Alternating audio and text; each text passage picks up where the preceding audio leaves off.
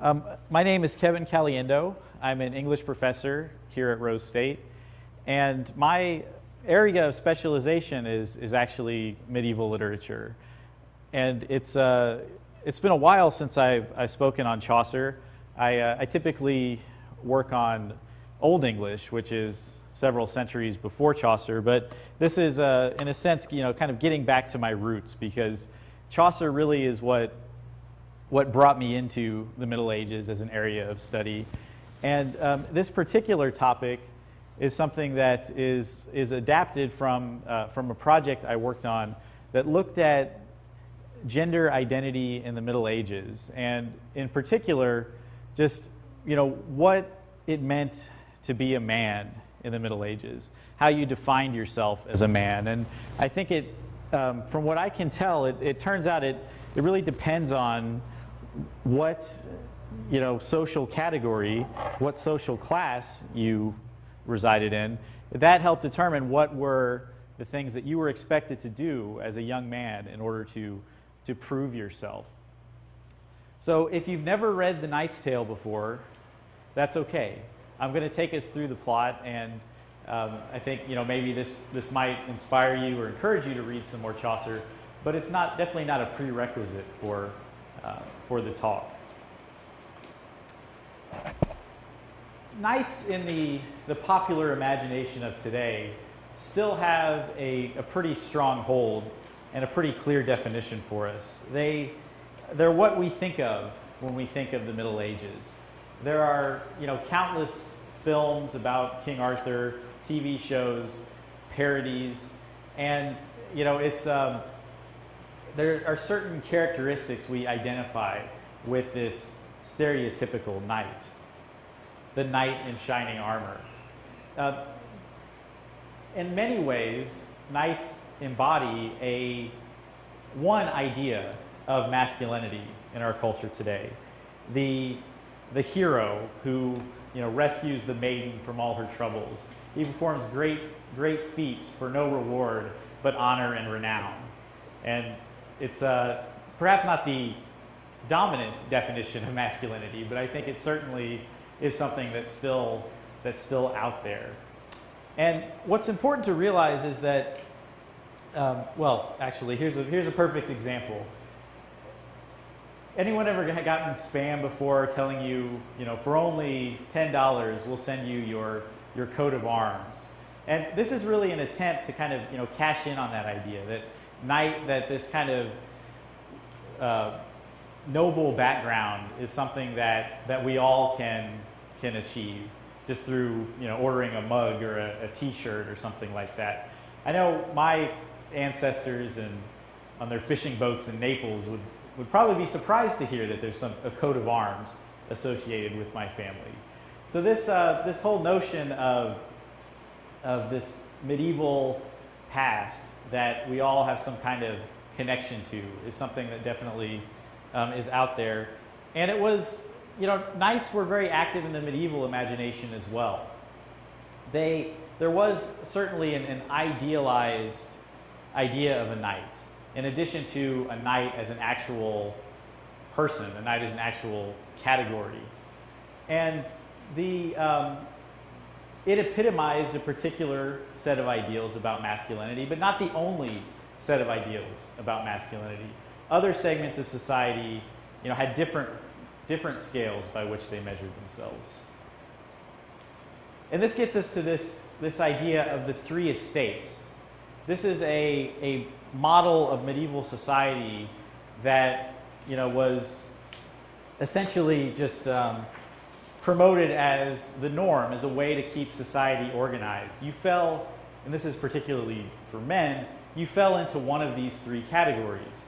The first two are the smallest. The first estate is the church. It's the clergy, those who pray. These were also the educated elites in this time. Then you have the nobility, whether it be lower nobility all the way up through dukes and kings and so on. And these are the people who they fought. These were the rulers. And then you have the peasantry, workers, just the rest of us, the 98%, I guess you'd say. And how you defined yourself as a man in one of these categories really differed. For the clergy, it was the competition tended to be intellectual. For knights, you had several different ideals of masculinity, and one of them is just this idea of military prowess, and that's maybe the one that we think of most readily. That knights, they go out on adventures and they conquer things and they live by an ethical code.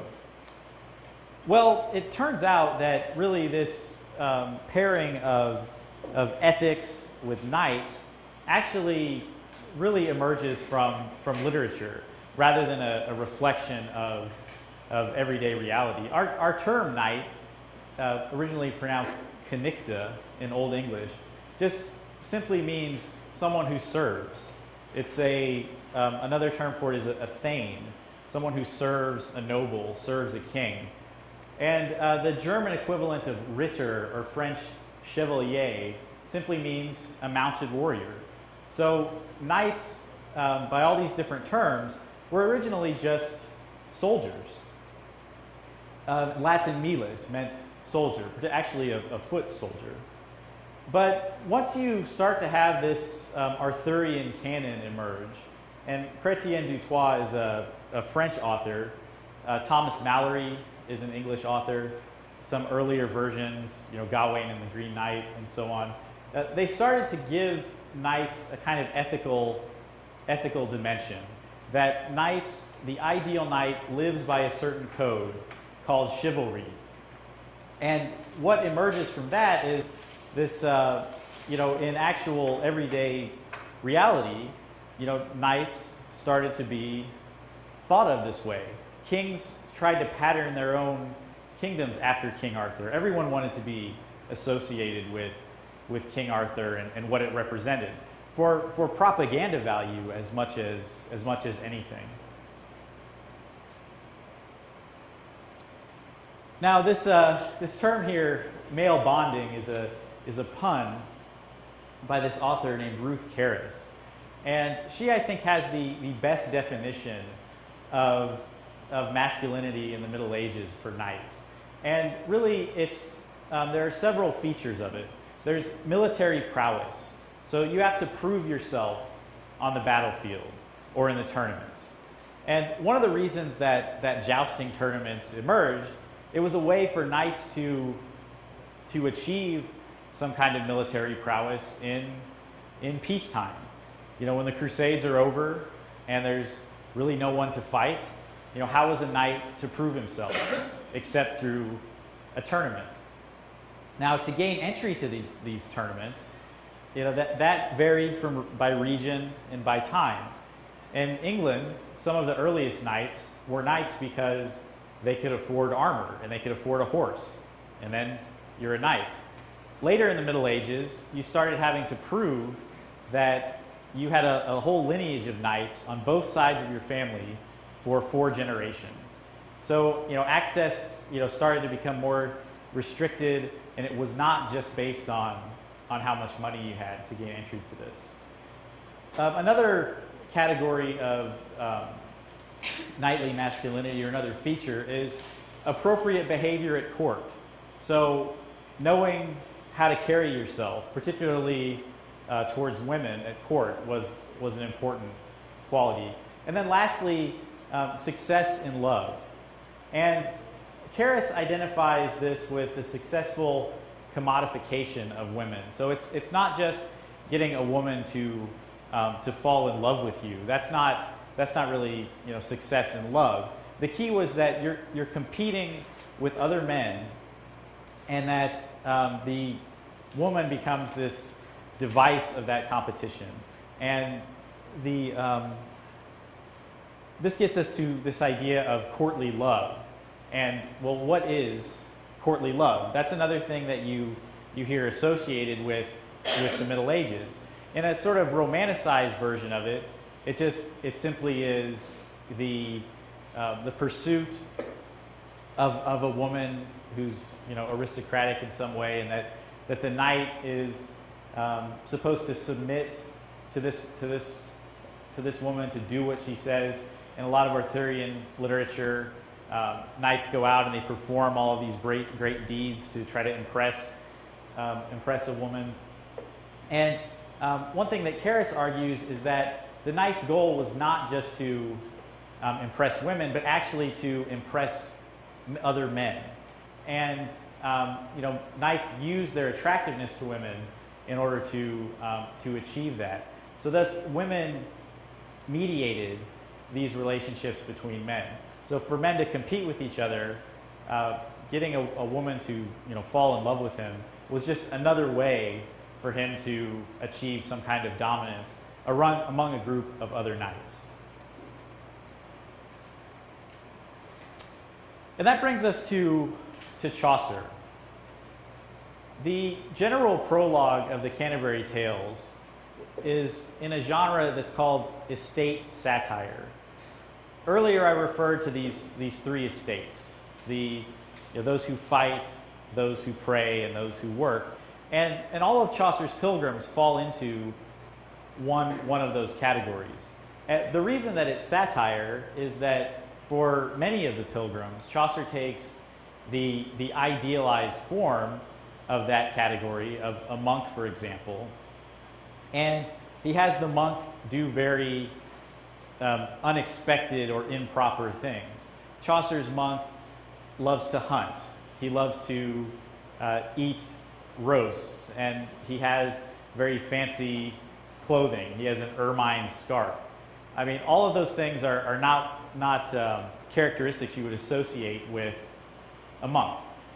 Now, the knight, on the other hand, is presented as the ideal knight. Not only does he follow all of these codes of chivalry, it says that he loves them. He loves chivalry, truth, honor, freedom, and courtesy. He fought in the Crusades in Turkey, so he fought in these distant places and achieved success, achieved victory in battle. He's described as a worthy man, ever honored for his worthiness.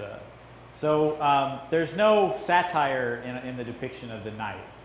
And although we don't hear anything about his success with women, he does have a legitimate son, the Squire, which indicates that even though he's older now, he has achieved success.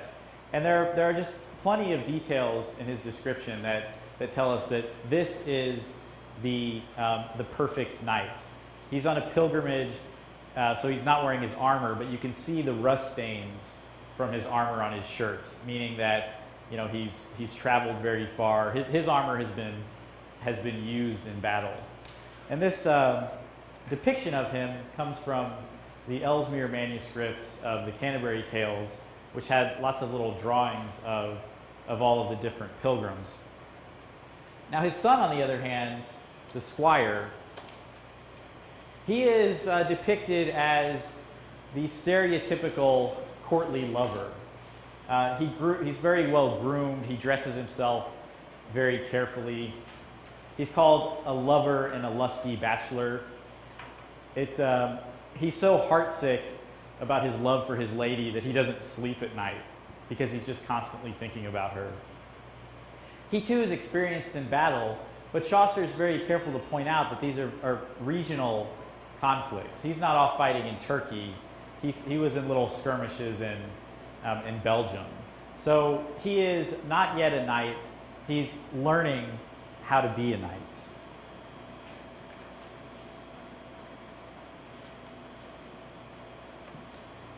Now the Knight's Tale itself, this is the first of Chaucer's tales, and it's not, it's by design that it shows up first. The knight is the highest ranking pilgrim, so he gets the honor of telling the first tale. The Canterbury Tales is structured in what's called a frame narrative. You have these pilgrims traveling to Thomas Becket's tomb, and to pass the time, they have a storytelling contest. So the knight, he goes first, and he tells this classical romance. You have these basically medieval knights in a classical setting. There are characters such as Theseus, who you may have heard of in Greek tragedy. He's the king of Athens. You have these Theban knights who are under King Creon, who you may have heard from in Oedipus Rex or Antigone. And their names are Palamon and Arcite. These knights are very young. This is probably their first battle. And he comes up across them on the road. He can tell that they're of high status because of the quality of their armor. So they're wounded, and he decides that rather than killing them, he's going to lock them in a tower. Now, he is so bitter towards Thebes that he does not do what would be considered normal at the time, which is to ransom them. When you have a high status prisoner, the typical thing to do is just to have an amount of money in mind and try to extort it from their families or from the king. But he says he'll never do that. He's going to just leave them to rot in jail. And several years pass, and they're still there. Now, from their tower, Palamon notices Emily. Emily is Theseus' sister-in-law, and she's in the garden singing and picking flowers. I had a student once describe this as her Disney princess moment, where she's just in the garden singing. And Palamon, he sees her, and he instantly falls in love with her. He thinks. He cries out in pain, and just at the sight of her. Arcite, rushes to his aid because he thinks he's hurt or just in despair about being in prison, and he too notices Emily, and he falls in love with her. So now they're both in this tower in prison. They're both in love with this woman. She doesn't even know they exist, but they start to have this intellectual debate about who rightfully should have her. And this is the moment in the Knight's Tale where Palamon and Arcite deviate from the expected path for a knight. This is not how you pursue a woman as a knight in this ideal conception.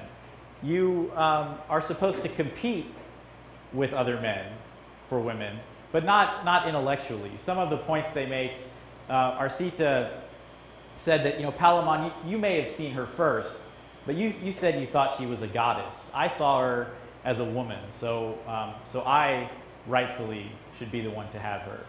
Palamon says, you pledged as my brother in arms to support me in all of my endeavors. I saw her first. It's your duty to support me as I pursue her. So this goes back and forth for some time, and the knight actually stops in the middle of this and says, I don't have time to tell you all that they said. So they just bicker back and forth for weeks and months. This image is actually from a Boccaccio manuscript, and that's actually where Chaucer got a lot of his ideas for his version of the story. And you can see Palamon and Arcite just sort of gazing out at Emily. Her back is turned to them. They never make an attempt to get her attention. They just watch her. So again, they're not doing what knights are supposed to do. Eventually, Arcite is set free. One of his friends, who also is in pretty good with Theseus, negotiates for his release. And the only stipulation is that he's banished forever from Athens. Arcite feels like this is a fate worse than prison, because now he no longer has access to Emily. He can't see her anymore. Palamon, on the other hand, he envies the fact that Arcite is now free. He can pursue Emily. He doesn't really consider that he would actually listen to the king, but that his love would be so strong that he would find a way to gain access to Emily. After he returns, Arcite, again, he's not doing the knightly thing. He shows a lot of weakness here. He's so lovesick, he doesn't eat or drink. His appearance, his voice change. And here we get the first instance in the Knight's Tale where we see that even the gods, these gods are trying to set these knights on the correct path, the path toward manhood. Mercury appears to Arcite and tells him that he needs to go to Athens. And this is the moment where Arcite actually takes advantage of the fact that he's so emaciated at this point. He looks different, he sounds different. He disguises himself as a laborer and does so well that he actually eventually works his way up to Squire. This is a pretty common motif in medieval literature, that somebody's nobility is always going to shine through, and people are going to recognize it. You have many different examples of these characters from the nobility disguising themselves as commoners, but someone recognizes these noble qualities as if it's just there's something innate in them that that makes them emerge, that makes them rise up. So that's the medieval version of social mobility, is that you're just born with these qualities and they will always shine through. Palamon, he continues to suffer in prison for 7 more years. So even though these knights are aging, I think one thing that's important is they're not any closer to really being knights. They're still going to make a lot of mistakes on the way. They're not doing what is expected of them. But he does find a way to escape from prison. And he flees to a forest, and he too decides that he's going to head home.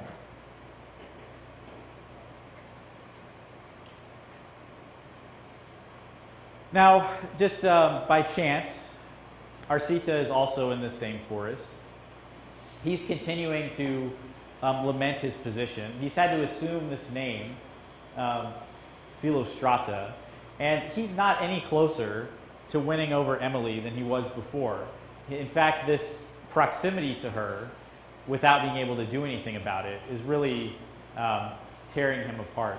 He says that her eyes slay him, and he faints. This is another of the kind of melodramatic moments in the Knight's Tale, that he's so overtaken with her love that he faints. Palamon hears him, and someone saying that they love Emily like this is just described as a sword to his art. He says that Arcite is a traitor, and that they are mortal enemies, and that unless he renounces his love for her, one of them must die. Now, they decide the only way to settle this is to fight to the death. So he's going to come back the next day. He's going to bring him armor and weapons because he thinks that's the honorable thing to do rather than just to kill an unarmed man. And the next day that they will fight. So, is this a moment where they're finally getting it? They're learning, this is what you have to do to be a knight. You have to compete. You have to prove yourself that you're successful in violence. You're a successful soldier. Is that going to do it? Well, it turns out, no. They fight for hours, and the Knight's Tale always emphasizes that these two are evenly matched. Neither is superior to the other. They're almost like mirror images of each other. And there's really not even a lot in the Knight's Tale to distinguish their personalities at all. So they fight. They're up to their ankles in blood. Theseus, again, coincidentally, is riding through the forest with his wife and Emily, and he encounters Palamon and Arcite, or who he thinks is Philostrata. He demands to know why they're fighting without judges or other officers. And he says actually, as it were in all listus royally. And a listus is an enclosed grounds for a tournament.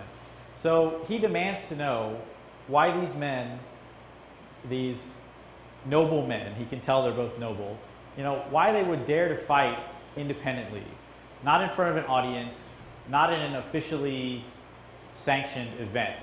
And this is one of their biggest transgressions as knights.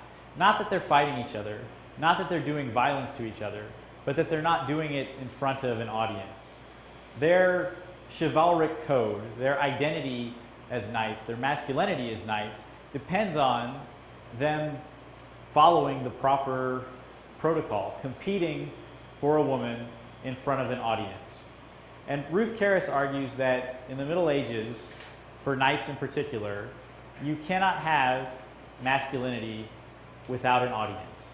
You don't prove it just by defeating someone.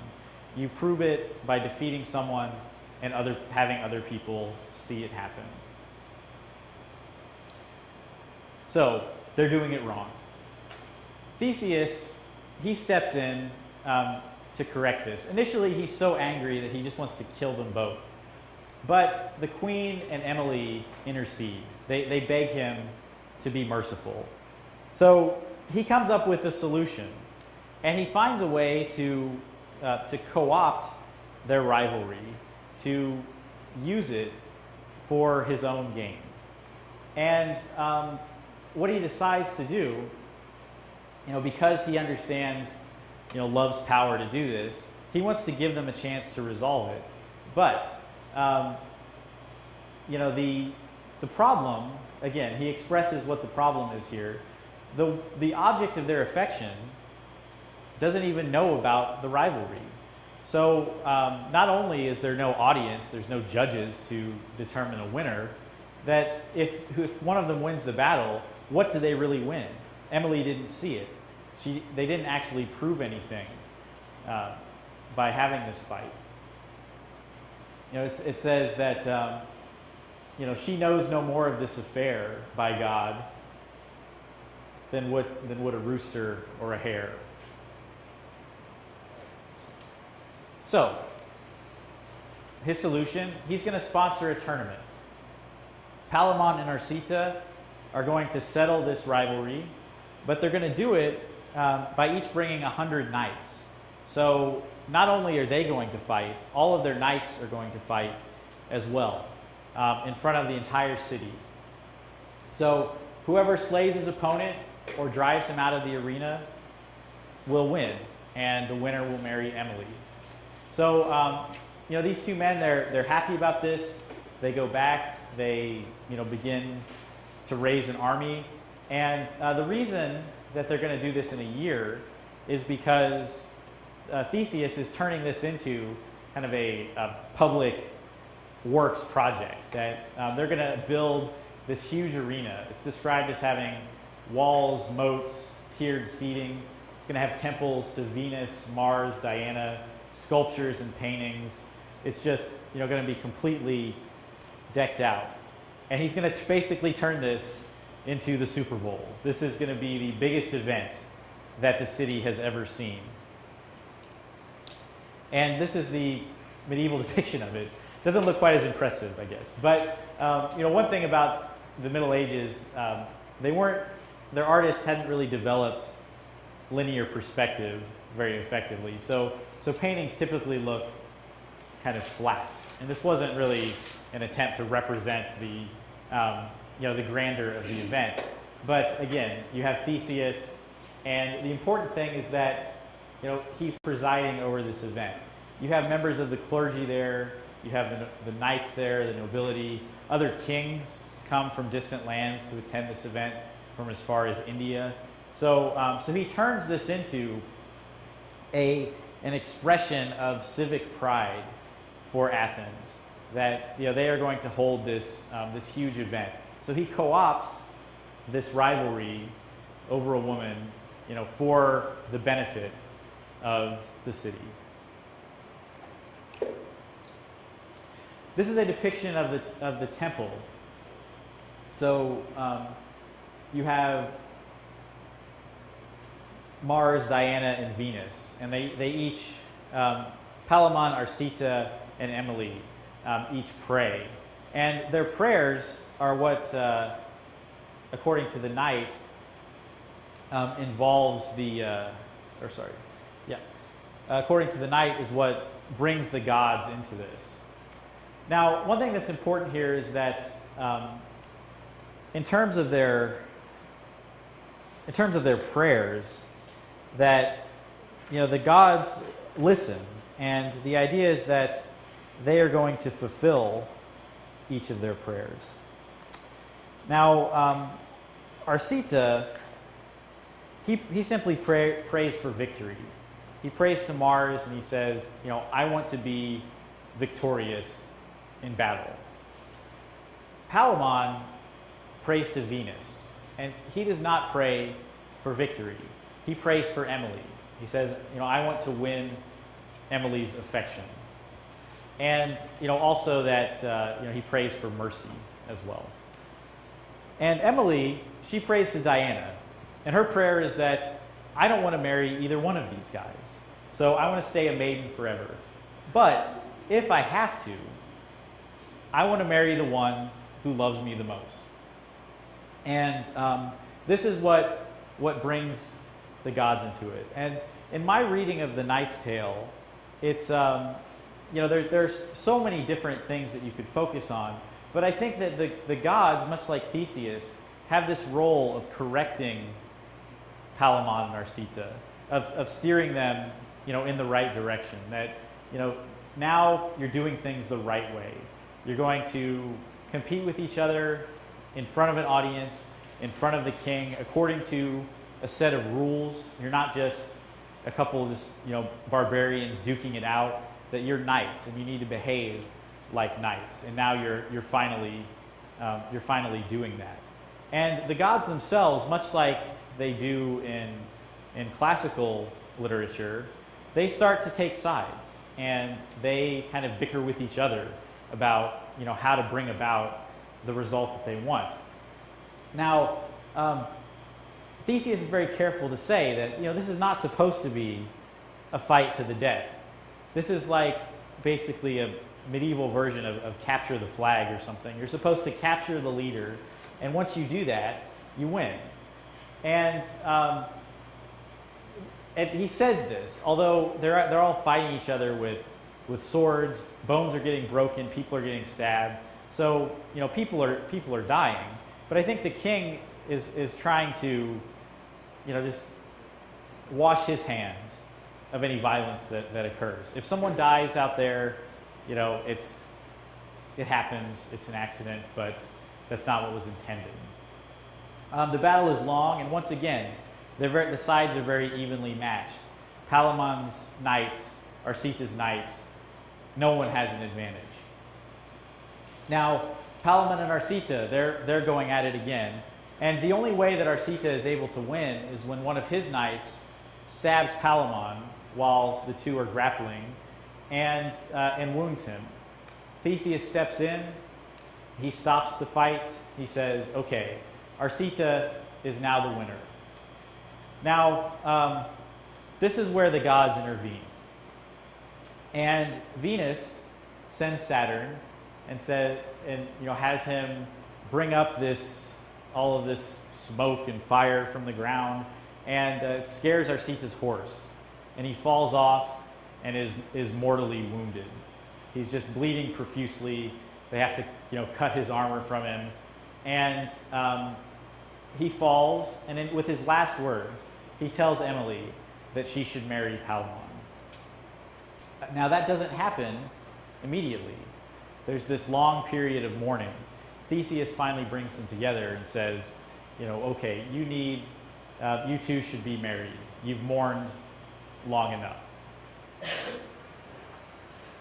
And they do. The knight describes them as living happily ever after. They lived in bliss with riches. Emily loved him tenderly. He served her gently. So now, Palamon, his prayer was fulfilled. He didn't win, but he did get Emily. And now he's finally, embodied what a knight is supposed to be. As did Arcite in his death. He proved himself in battle, and then he died, but he died this honorable knightly death. It says they never argue.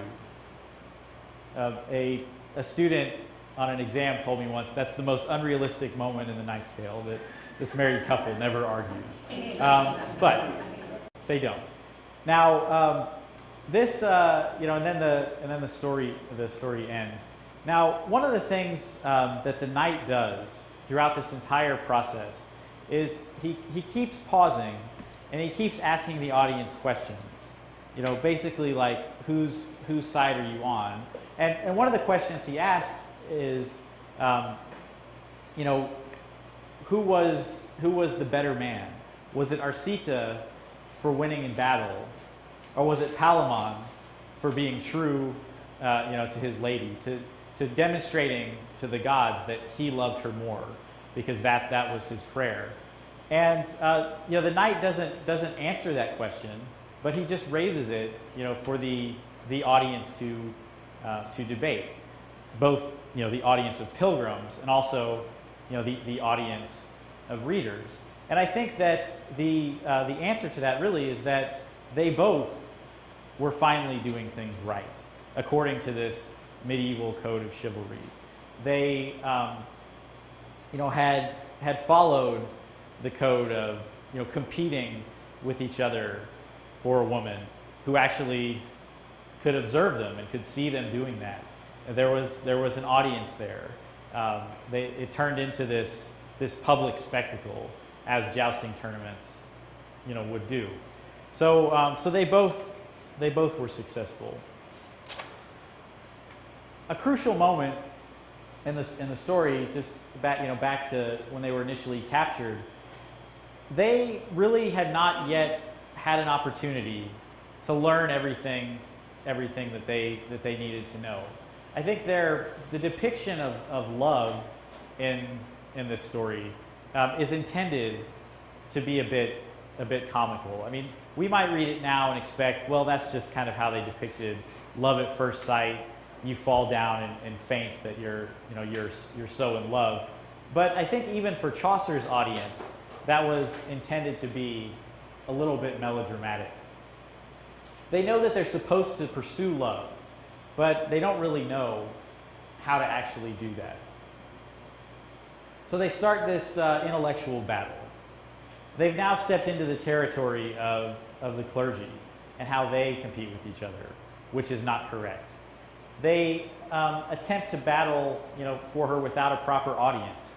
So they go out and they fight each other, and that's not really what to do either. You cannot have masculinity for a knight without an audience, without someone seeing you do it. And Emily's not present, which is perhaps the biggest thing. How could you win this maiden without her actually seeing you do it? So Theseus and the gods are brought in to set things right. That they correct all this, and that it's not just for the sake of the knights, but that this is important to preserve a kind of social order. That by having this kind of ritualized violence, he's able to create economic prosperity. The tale focuses on how much money he spends on the tournament and all that, and also just to entertain the people, to give them this spectacle that that they want to see. Now, one thing that just in closing, Chaucer as he proceeds with the Canterbury Tales, the social order is disrupted, and the monk is supposed to tell the next tale, but the miller, one of the lowest class people, who's completely roaring drunk, he steps in and he tries to one up the knight by telling what's called a fablio, which is this raunchy bawdy story about this old man married to this young woman, and this scholar, this clerk, comes in and tries to pursue her, and you get this whole love triangle happening. And so, Chaucer, he's always very clever and kind of critical of social norms and the social order. And really, the world of the knight is becoming kind of outdated.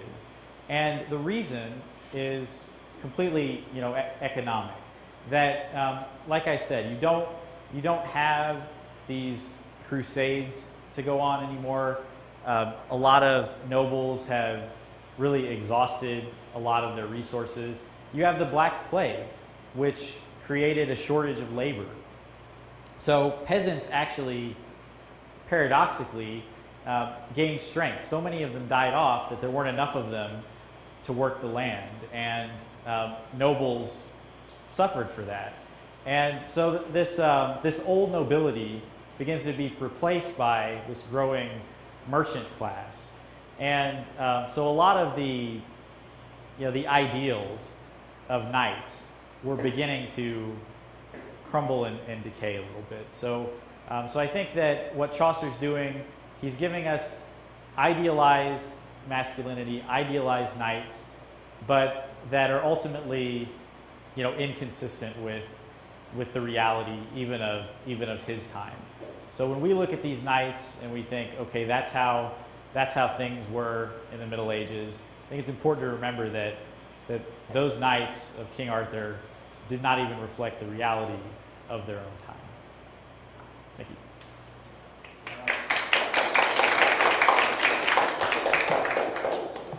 All right, I'd like to open the floor if anyone has any questions.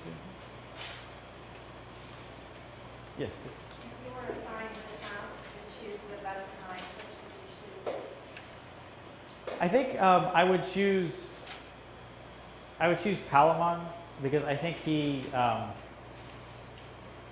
definitely, if we those three categories of proving yourself, with military prowess, courtly behavior, and your success with women, the fact that he did pray for Emily and he prayed for mercy, I think make him a little bit more consistent, particularly with a Christian knight, because he's so presented as, I think, maybe more pious. So I think that would, I would probably choose him. Yes.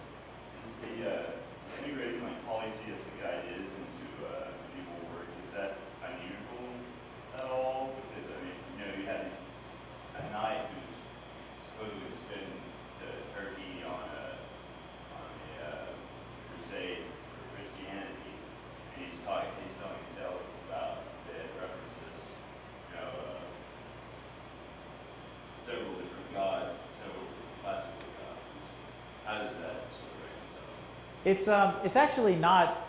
Well, for one, it's not uncommon, and it's also not problematic. And the reason is because these pre-Christian classical writers that on which this world is based were thought of as these kind of virtuous pagans, that they had wisdom, but they didn't have Jesus. One of the most popular philosophers in the Middle Ages was Boethius, who was not Christian. So that part of it is not really difficult to reconcile. And Arthurian literature itself, Arthur is a Christian king, but Merlin represents this kind of old world magic. And even in the Wife of Bath's Tale is kind of an Arthurian story, and it takes place long ago, far away in this age of magic. So it was not considered heretical. It wasn't considered problematic to present these gods, because this was just presented as a fictional story, not as the knight saying, well, Mars and Venus and Saturn, like they really exist, but they became kind of like metaphors, I think, for them. That's a very, very good question. Yes, James. So is there a relationship between the knights and the duelist in terms of the romantic era of the magic as a sort of some of the individualism that occurs once they start thinking more abstractly? When you say freelancer, what do you, Well, like a mercenary? when I hear the term freelancer, for some reason I see it not our soul in code ethics. Yes. But more nowadays, it's used as a contemporary term for someone who's in terms of their behavior and so forth. So that someone who expresses a lot of like individuality or something Yeah, like that? what is the historical meaning of freelance?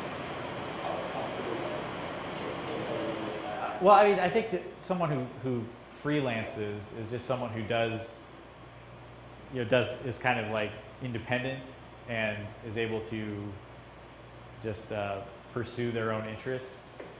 And that's why, I said mercenary, because the knights, especially early, when I was talking about to be a knight, all you had to have was armor and a horse. At that time, knights would, kind of go to the highest bidder, whoever could pay them. That's sort of the Anglo-Saxon model of things, that a king is only worth following if he can pay you and give you treasure. So you give him service, he gives you treasure. Later, though, knights became just members of a very rigid hierarchical structure under a king when you started to get the emergence of these nation states. So did that answer your question? Yeah. Okay. I'm just taking a look at the philosophy of ethics class. Oh, sure. Miss Masculinity talks about philosophy of Socrates and Aristotle, but that's like one of the 18th century. Right. And trying to draw the connection of how knights might have influenced intellectual area. They were there doing mostly fighting wars, battles. Right. Yeah, knights were not really judged by their intellectual abilities. That was the clergy. And in fact, when you had your first universities, they existed to train the clergy, and then you had people, secular students going there as well. But in the High Middle Ages, I think there started to be a kind of intellectual element to it. Knights, as part of their training, would be educated, but early that wasn't something that they were really expected to do. It sounds like a nice sort of ethic and abstraction about art. Nowadays, there's the Italian knight. Yeah. We consider a part of our history. Yeah, its category was romance, but I think but when you say epic, I think you are talking about right, absolutely, sure. Especially by using familiar characters like Theseus and Palamon and Arcite. All right, any other questions? All right, thank you so much for your attendance today, and I hope to see you at future Great Issues lectures. Thank you.